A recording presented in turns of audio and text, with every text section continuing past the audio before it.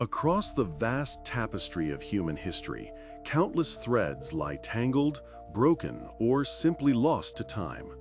But occasionally, a discovery emerges from the dust of centuries that doesn't just add a new thread, it unravels the entire fabric of our understanding, forcing us to weave a completely new story of our past. Welcome to Echoes of Time, your portal to the forgotten pages of history. Today, we journey to an age so ancient it was thought to be devoid of civilization. A time before the pharaohs, before Stonehenge, to confront a monumental puzzle nestled in the plains of modern-day Turkey. Prepare to witness a place that has not merely challenged our historical narratives, but has fundamentally rewritten the very first chapter of human civilization. Göbekli Tepe, the world's oldest known temple, a site so profound, so utterly out of place, it could be called the Forbidden Temple of prehistory. For generations, our understanding of humanity's origins followed a clear, linear path. First came settled agriculture, the domestication of plants and animals, allowing nomadic hunter-gatherers to cease their wanderings and form permanent settlements. With a stable food supply and a fixed home, populations grew, leading to the development of complex social structures, the specialization of labor, and eventually the rise of religious centers and monumental architecture. This narrative painted a picture of our ancestors, some 12 millennia ago, as primitive beings, focused solely on survival, their lives too arduous for grand artistic or architectural ambitions. The idea of hunter-gatherers constructing a sophisticated, massive sanctuary, a megalithic marvel requiring immense organization, ingenuity, and a shared vision was simply unthinkable. It defied every accepted truth, every academic model, every textbook.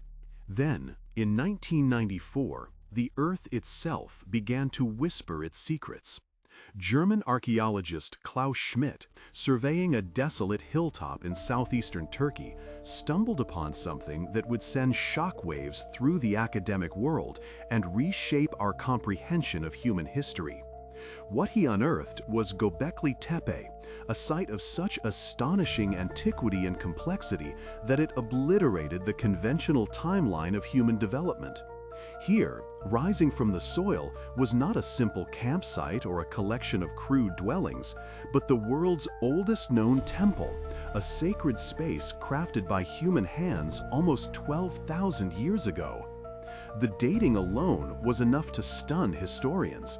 At an astonishing 9600 BC, Göbekli Tepe predates Stonehenge by a staggering 6,000 years. It stands as a silent witness to a time when humanity was supposedly still struggling for existence, long before the earliest known cities, before the invention of pottery, even before the widespread practice of agriculture.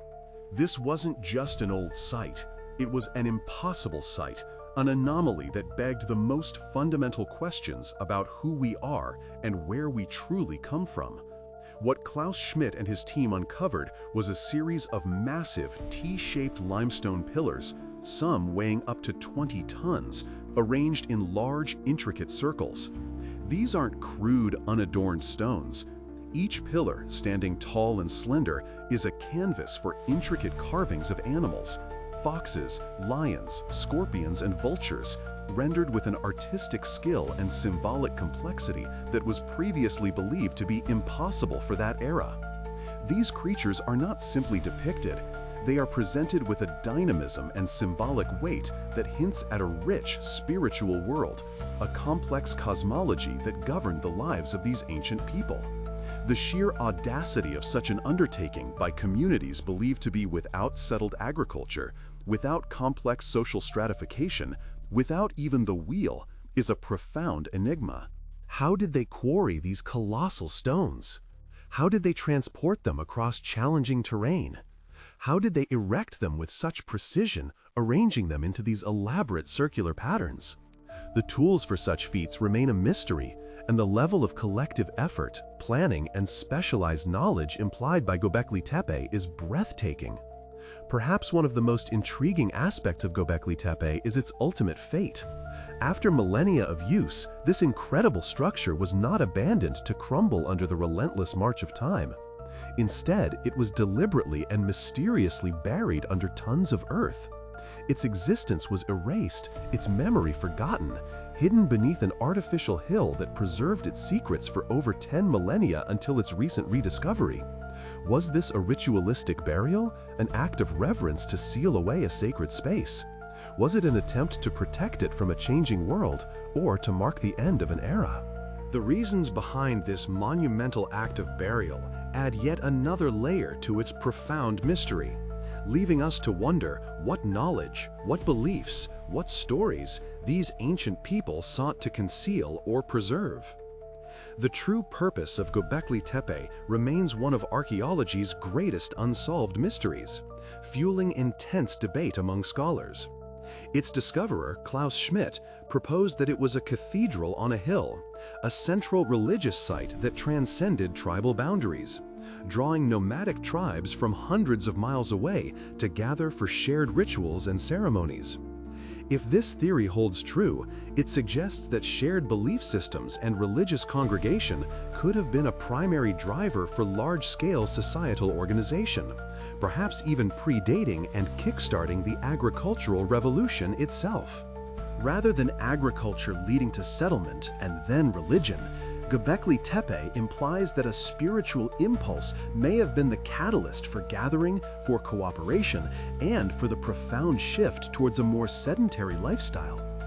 This hypothesis fundamentally challenges the long-held assumption that material necessity, namely food production, was the sole engine of civilization.